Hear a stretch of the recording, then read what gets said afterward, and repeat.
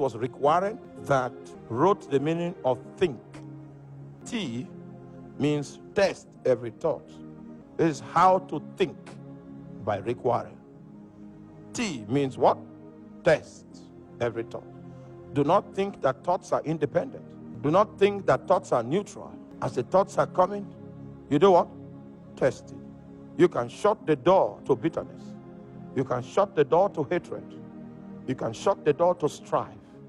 You can shut the door to backbiting. You can shut the door to depression by analyzing thoughts. And when you see it's not that worthy of your thinking, you shut the door to it. You say, test every thought. H is the helmet of salvation. That your thought pattern, your thought processes are true and with the backdrop that I am saved. Satan will like to pull you into thought arenas that doesn't acknowledge your salvation. Just like those comedies, you will think it's entertainment. Satan is saying he doesn't acknowledge that you are saved. Because if you are saved, you will not be there. Do you understand that? I am saved, so I cannot think these thoughts. Doesn't matter how the comedy is and how many likes people have, how many views people have, it has gained. I am not going to add to the views because I am born again. I am born again. I remember those days when I was still in the service and people want to do deals. They don't include me because they know this one is a pastor. You will not accept. Yeah. And that's honorable. I am born again. I am born again. When the House of Rep ran an inquiry of our operations, and many of my colleagues were invited by EFCC, some were detained. People made phone calls. If phone calls can cut people's ears, their ears will be on the ground. I had nothing to fear because my signature was not on any document that was fraudulent. When I was submitting my application for resignation, they didn't call me to ask me any question. They just said, are you sure of this decision? I said, I'm sure, as heaven is high above and the earth is beneath.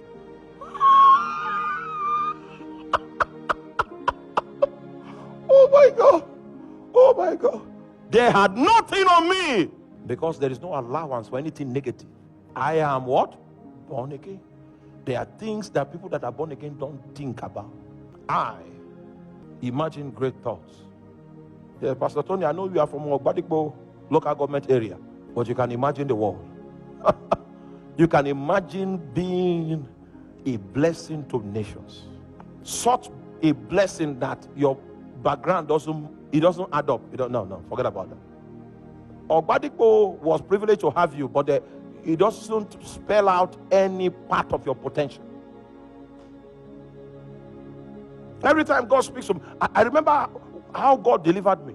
We were in that place, that small place, all right? And I was in the place of prayer. I was saying, how long? When will you bring redemption to us? When will your face of mercy shine and you will enlarge our coast and cause our borders to flow with milk and honey? I was just talking to God.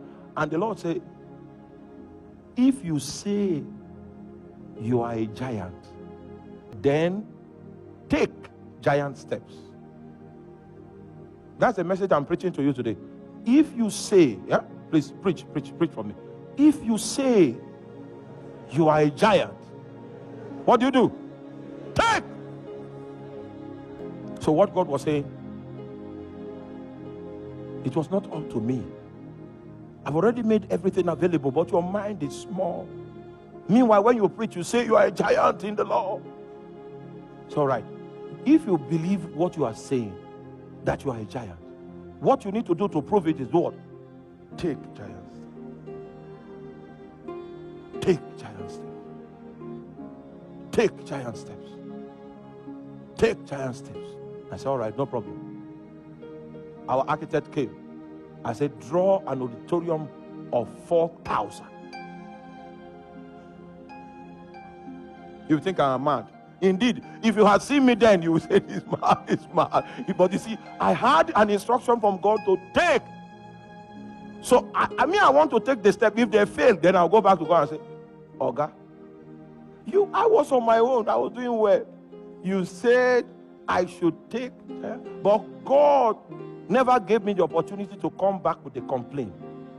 Never gave me the opportunity. The foundation for this place was laid 55 million. When I stood on it, I spoke to Satan. I said, Satan, this is no longer in the realm of the spirit. This is on ground now. I'm working on it. You were alive, but it happened. You were well, but you could not resist this.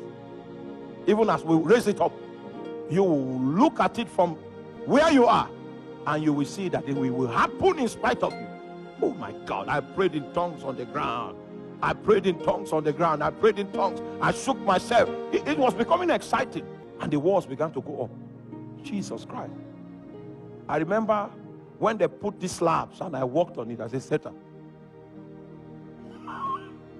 you that have bedeviled.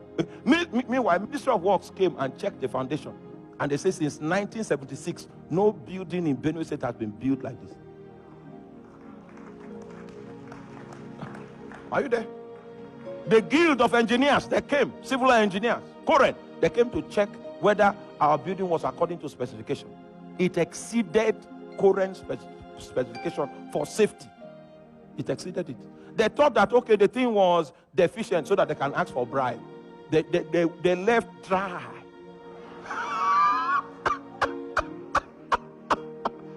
I say more Korea Bakanemi. Dry. Then they stopped coming. They were supposed to come like 4 or 5 times. So what we did was, if we build, we'll snap it and then we'll keep it on the dashboard, so that even if they forget to come, all the things they're looking for is on the dashboard. They didn't come again until the roofs. People say it was the governor that was building. The governor sent spies to check who is behind this building. And the people saw me many times, but I didn't look like the person behind. Thank God. I didn't look. So they went without finding the person. Even the day of inauguration, we called the governor, and he looked at me. He said, it's not me. What do I have? Who am I? But Jesus was the one that trained my mind. He said, if you say you are a giant, do what? Take giants.